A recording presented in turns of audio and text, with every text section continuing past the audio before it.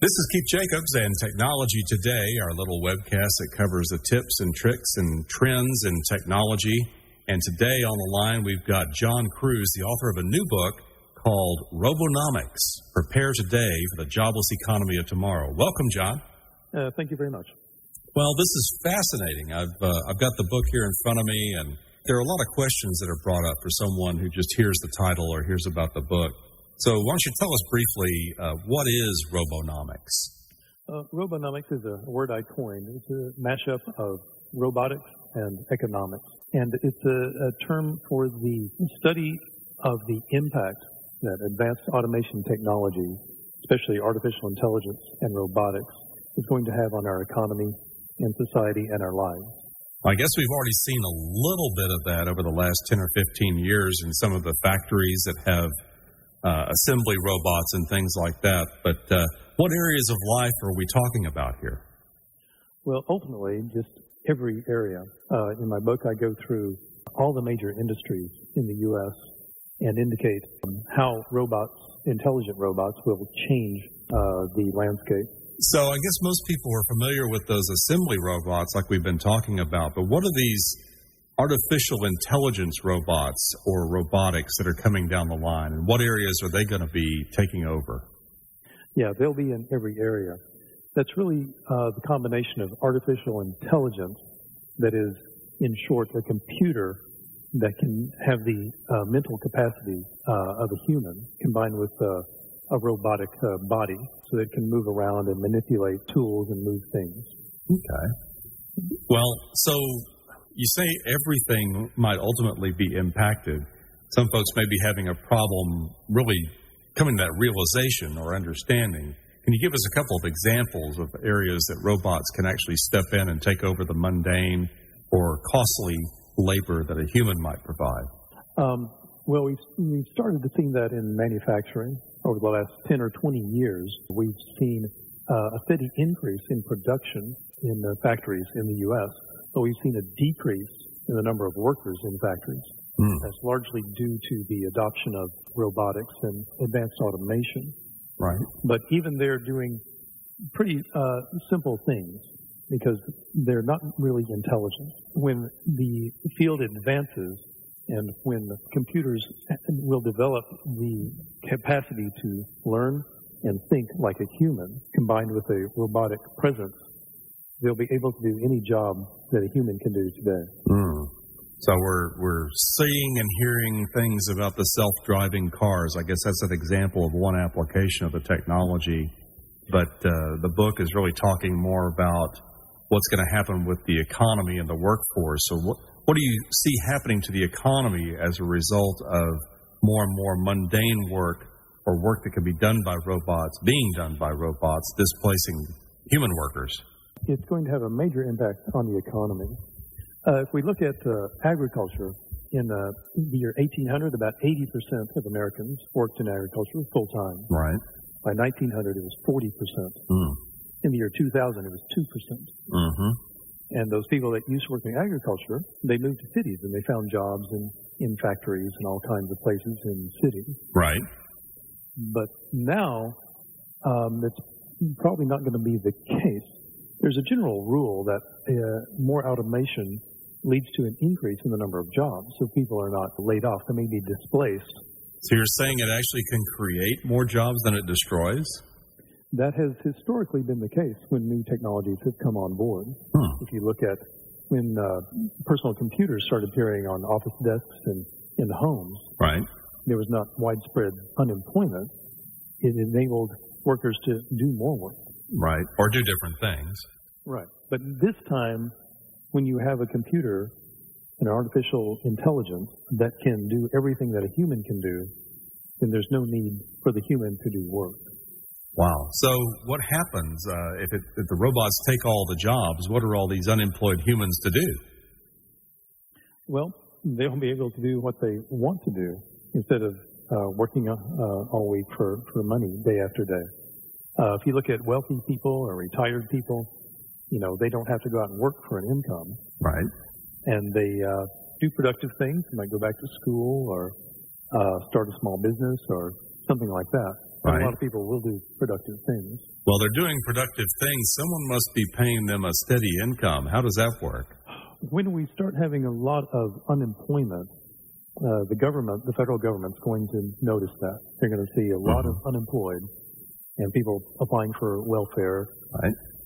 And they're also going to see their income fall. The government gets most of its income from taxing labor. Sure.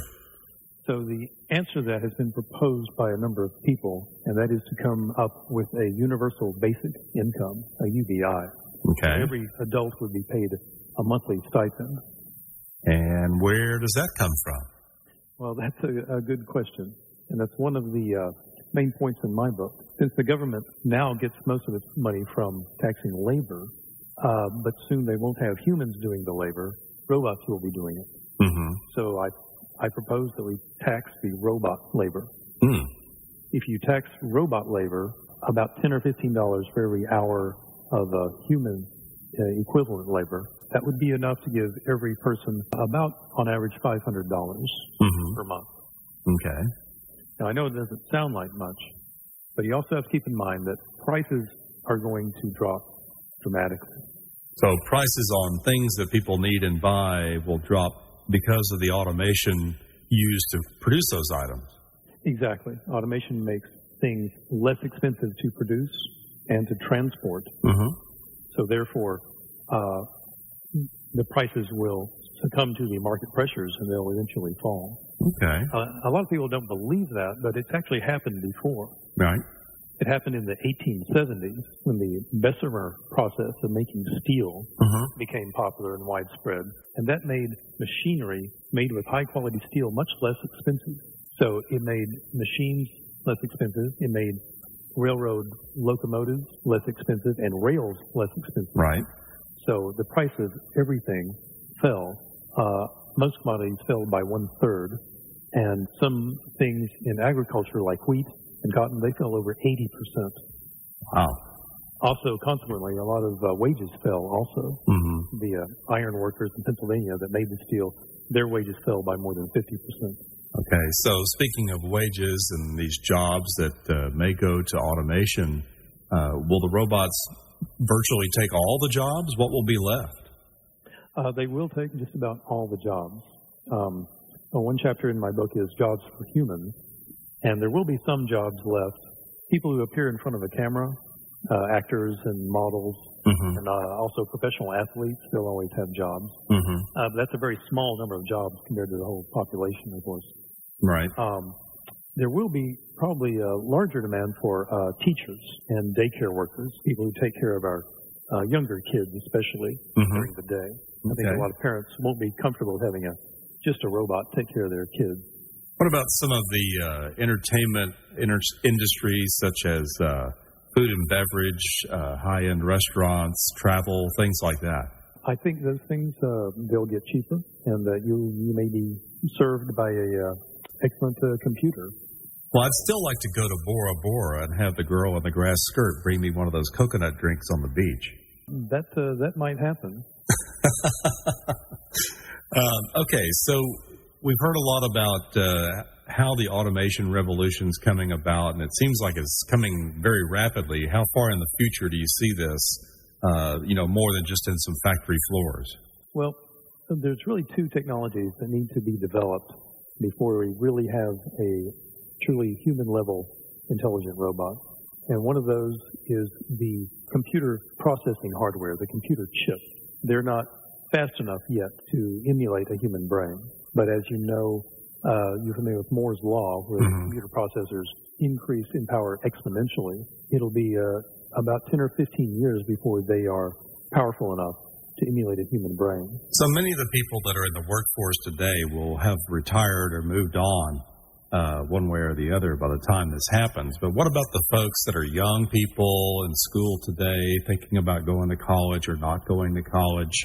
That's going to be a big decision. It's got to be for people. But how are these folks to prepare for the jobless economy of tomorrow? Yeah, that's a good question. I think that's something that everybody's going to have to answer for themselves, because before too long in a generation, people will be born, but they won't have to get a job. They may not need to get a college degree to get that good job. They'll be able to get by and subsist on their universal basic income. Well, it sounds like a utopia of sorts. So, yeah, some people think it will be a dystopia, a very bad future for us. But I'm on the side that it will ultimately be very utopian, but it's going to be a very difficult time getting there. There's probably going to be some interesting bumps along the way, too. You know, things like viruses and hacking could impact the technology, so that could be interesting, too. I don't think that'll be as big of an issue, because once you have a really artificial intelligent computer, it can really look at every piece of data going in and out of that computer. You know, a computer system now, it's kind of like you have a door with a lock on it, and you have a key to the lock. Right. And somebody, a locksmith or a nefarious person, can come around and pick the lock. Right. But when you have AI watching the system, it's like having a security guard there. And they can look at every single person trying to get in and search everybody on the way out. So it won't let any bad things get onto your computer system. It won't let anything that's not supposed to get out, like a credit card number. It won't leave the system. I suppose there could be some interesting applications in the area of security, things like the long airport lines that we experience when we go for an airplane ride and waiting for TSA to look through your shoes and everything else. You could have robots handling that mundane job and, like you say, analyzing every piece of information, including maybe someone's temperature or pulse or blood pressure, eye patterns, things like that, to see if that person may be a threat. Yeah, exactly. When you have intelligent robots and they're inexpensive enough, and as we've seen with the inflation that will happen, they'll be very inexpensive. I mean, robots will be building the robots. Right. But yeah, there'll never be a labor shortage. So waiting in line may be a thing of the past. Well, it's a fascinating topic, sort of a mixture of Star Wars with its droids and artificial intelligence. It's going to be interesting times for people. I really appreciate you being on here. What are some other books that deal with the subject?